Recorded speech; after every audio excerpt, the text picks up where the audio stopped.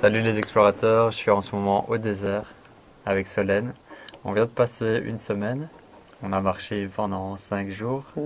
Comment tu te sens aujourd'hui, ici, maintenant? Je me sens bien, je me sens rechargée. Le désert m'a rechargée. Il m'a permis de lâcher des choses et de reprendre énormément d'énergie. Vraiment, je le sens dans le corps. La fatigue qui était là, après est passée dans le corps et je me sens rechargée de partout. Vraiment.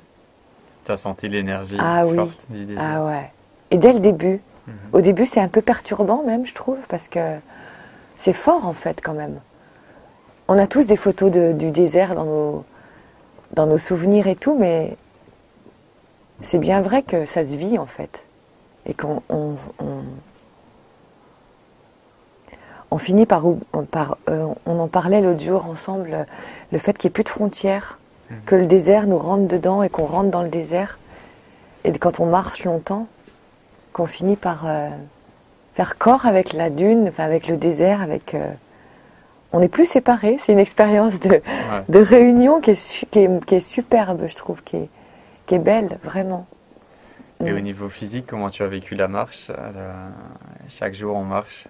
Il y a un jour qui était dur, quand on a marché un peu dans la tempête, là, le deuxième jour, et encore parce que il y avait du vent, on marchait tout droit, là, on a beaucoup marché dans les cailloux, et puis après dans les dunes. Je pensais que physiquement, ce serait plus difficile dans le sens où on lutte plus. Et en fait, il n'y a pas de lutte. On a des moments de fatigue où on s'arrête et on se dit, on est content de boire un verre, de manger des mandarines, mais on repart. En fait, on ne cherche pas à réussir quelque chose. On marche juste. On est en mouvement. Et on est en mouvement. Je pense que c'est super de marcher. Si on restait là toute la semaine, je suis sûre que la marche, on pense. Et puis à un moment, on s'aperçoit qu'on pense plus, qu'on est juste en train d'être là. Et non, et marcher, j'ai trouvé ça super. Je me suis dit, ça va peut-être à un moment en avoir marre de marcher. Mais non, ça va me manquer de plus marcher. On pourrait penser que c'est long, mais... On pourrait penser que c'est long et c'est pas long. Et puis en plus, la journée, elle commence... on fait les 5 tibétains, ensuite on déjeune, ensuite on fait nos affaires.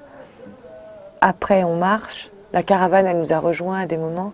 C'était trop beau de les voir, ou de les voir loin, ou qui venaient. Non, je pense qu'il faut, comme tu dis... ne pas avoir mal quelque part au départ. Pas de problème physique. Pas de problème physique, mais à part ça, c'est vraiment... c'est nécessaire de marcher.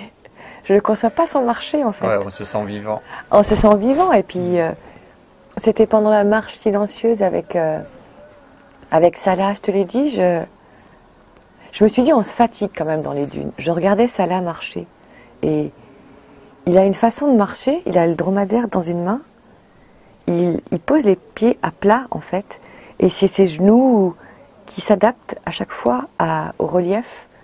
Et lui, il bouge presque pas. La dune est comme ça, et lui, il fait pareil. Il se fond dans le truc. Ça finit par faire une espèce d'harmonie entre l'homme et le dromadaire et le désert, et c'est trop beau, je trouve. Nous, on marche tout droit en Europe, et en fait, il a une espèce de balancier très léger. Et il marche comme ça, tac, tac, tac. Et j'ai senti ça à un moment et ça m'a vachement émue. De marcher dans ces pas-là et le corps n'est plus un problème en fait. Puisqu'on est dans un tout. Il n'y a plus le corps, la fatigue, est-ce que j'ai mal dans mes chaussures? On marche. Ah si, j'ai adoré. Non mais vraiment. Et comment tu as découvert Maroc en conscience? Alors j'ai découvert un Maroc en conscience très simplement en tapant sur Internet. Je voulais un voyage dans le désert, au Maroc, ça me semblait bien. C'était pas trop loin de la France non plus. Et je voulais pas un voyage touristique, je voulais un voyage qui était lié à la méditation, enfin un peu de spiritualité, sans être trop perché non plus, mais qui soit relié. Donc j'ai tapé Maroc, j'ai dû marquer Maroc, marche et méditation ou conscience, je sais plus. Et après, quand je suis tombée sur ta page, tout de suite, je crois que c'est vraiment dans les premiers, Et plus que le marche en conscience, après, c'est même pas ce qui m'a décidé, c'est ce qui m'a parlé immédiatement. C'est que tu parlais de reconnexion à soi, de joie, de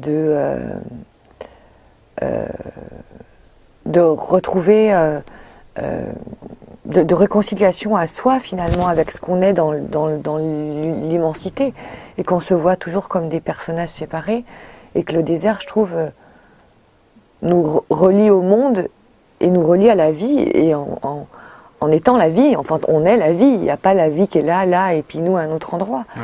Et il est beau le texte que tu as écrit, sérieusement. Merci. Sur les voyages.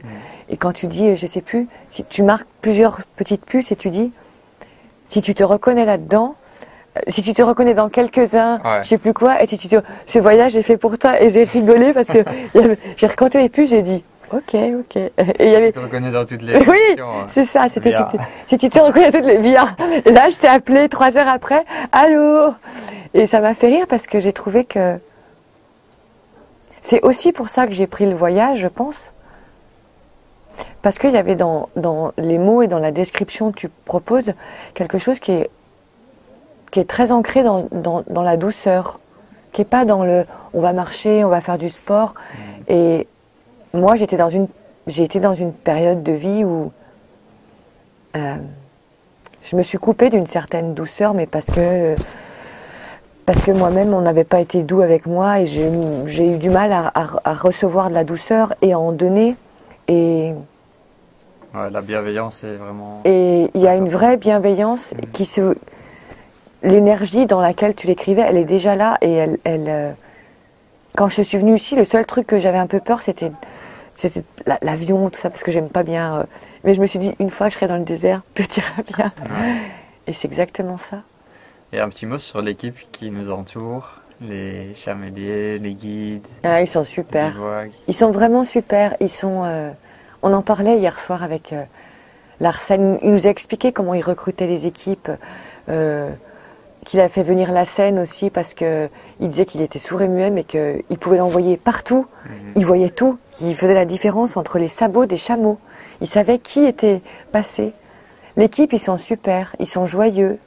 En fait, effectivement, l'équipe, eux seuls, je trouve, sont une belle leçon de joie. Oui. Mais vraiment. C'est une leçon qui, pour le coup, n'est pas sur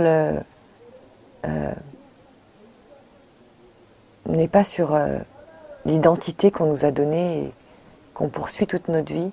Ils sont très organisés. C'était bien, on a été servis par des hommes toute la semaine. On rigolait, on disait, ça n'arrive jamais ça en France, jamais que des hommes vous mettent la table, vous servent. Et l'équipe, ils sont... Je suis heureuse, on en parlait ça l'autre soir,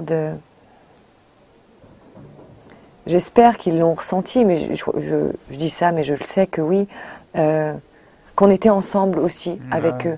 On n'a pas fait un voyage avec d'un côté un petit groupe d'Européens qui marchent et puis qui ont payé des gens pour qu'en logistique ils aient tout ce qu'il faut.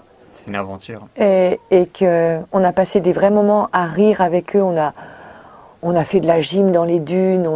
C'était extra. On a fait le pain ensemble. C'était. Je pense que pour eux aussi, ils nous ont dit l'autre soir que ça leur faisait du bien aussi. Je pense que chacun s'apporte aussi ce qu'il est avec ce qu'il fait. Il est venu avec ce qu'il est et la possibilité d'être soi, j'ai envie de dire. Donc à quel genre de personnes tu pourrais conseiller cette expérience? Alors cette expérience, elle est accessible à tout un chacun qui a un minimum en forme physique et qui part pas voyager pour voyager, qui a un voyage qui est aussi relié à soi, relié au monde, relié à l'univers, à savoir que on n'est pas des petits personnages qui se promenons, on est plus que ça.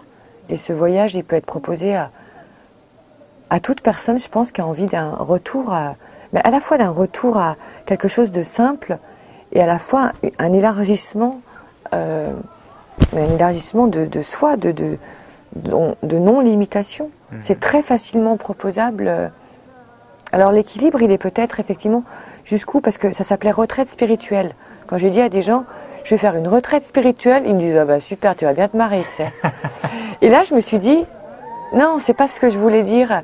Le mot retraite plus spirituelle, pour des gens qui sont pas dans la spiritualité, peut sembler un peu perché. Ouais. Or, on n'est pas du tout perché. On est plus que jamais dans la vie. Le Quoi. spirituel, c'est la vie, c'est Mais le oui, vivant, hein. mais parce que, et c'est Jean Didier qui disait ça, spirituel, je le mélange au religieux. C'est bien là tout le problème. Ouais. On a mélangé les définitions religieuses. Le spirituel, il est de se relier. Si vous voulez vous relier, vous ancrer à la terre et vous relier au ciel, venez. Donc c'est accessible à tout un chacun qui a envie d'ouvrir son cœur aussi un petit peu. Ouais. On en parlait tout à l'heure. C'est une belle leçon d'ouverture du cœur aussi. L'équipe, notre groupe et tout, on a eu des échanges fabuleux. Fabuleux et sans gloser sur tu fais quoi dans la vie. On s'en fiche, on s'en fiche. C'est pas la question. Ouais, je te remercie Ouais, moi aussi, pour ta je te présence. remercie. Merci. Là, on va partir. Là, on va partir. On va partir à Ouarzazate, Ah, continuer la suite ok. du voyage. On se retrouve bientôt Au pour revoir. d'autres vidéos. À bientôt. Bye bye.